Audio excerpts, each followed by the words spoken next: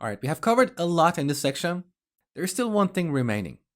So here on the new vehicle page, if I fill out this form and try to save this vehicle, I'll get an error. Because earlier we secured our API endpoint, but here we are not sending this JSON web token by default to our API. So we need to add an authorization header to our requests and include this JSON web token we have in the local storage. Now the good thing is we don't have to manually do this. We can use the Angular2/JWT library that we added to this project earlier. So let's go to the vehicle service. Here in the constructor, I'm going to add another parameter, private auth HTTP of type auth HTTP. This class is defined in Angular2/JWT. So basically, this is a wrapper around the HTTP service that comes with Angular. It gives you the exact same interface, so it has the exact same methods. But whenever you call any of these methods, it looks in the local storage, and if there is a key called token, it includes that token in the request header. So here in this service, when creating, updating, and deleting a vehicle, you want to include this JSON web token because now our APIs expect this token. So instead of using the HTTP field, we use auth HTTP. That's all we have to do. This class has the exact same interface. Now also we need to modify the update and delete methods. So auth HTTP and one more time here. And we should also register this auth HTTP as a provider. So let's go to app.module. Now this class has other dependencies. So here in the providers array, instead of adding auth HTTP, we add auth underline providers. And again, this is an array that is defined in Angular2/JWT library. All right, now let's test this. So I'm going to fill out this form, save. All right, we have this error here, cannot read property next of undefined, and it's coming from our progress service. So earlier we implemented this service to keep track of the upload progress. Now there are a couple of issues in this implementation.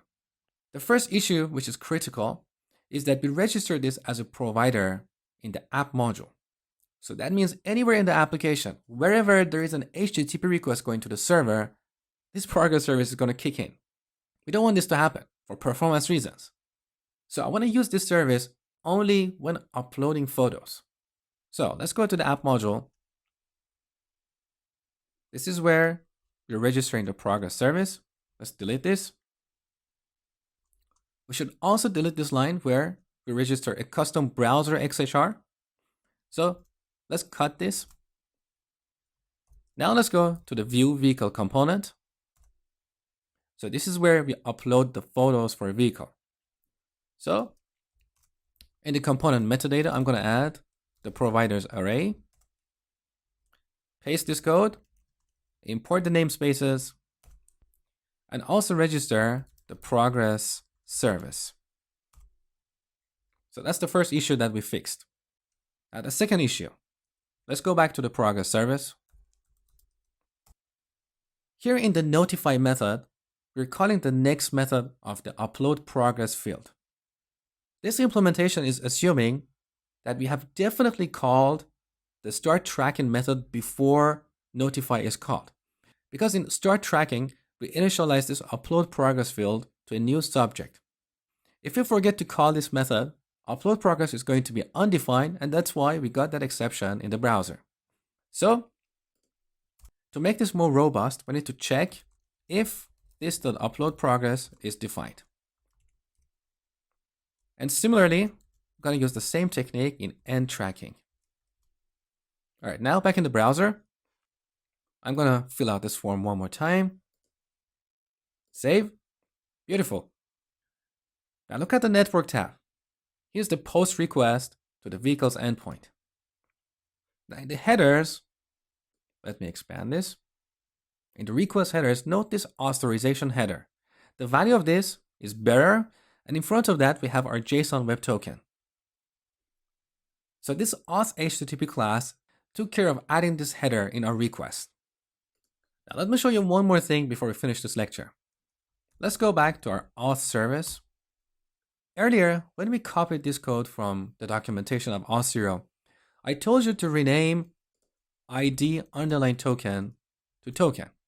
The reason for that is because this auth HTTP looks for an item with the key token in the local storage. So if you simply copy paste that code from the documentation and use ID underline token, auth HTTP is not going to find this JSON web token. Next, I'm going to show you how to limit access to certain API endpoints based on the user's roles.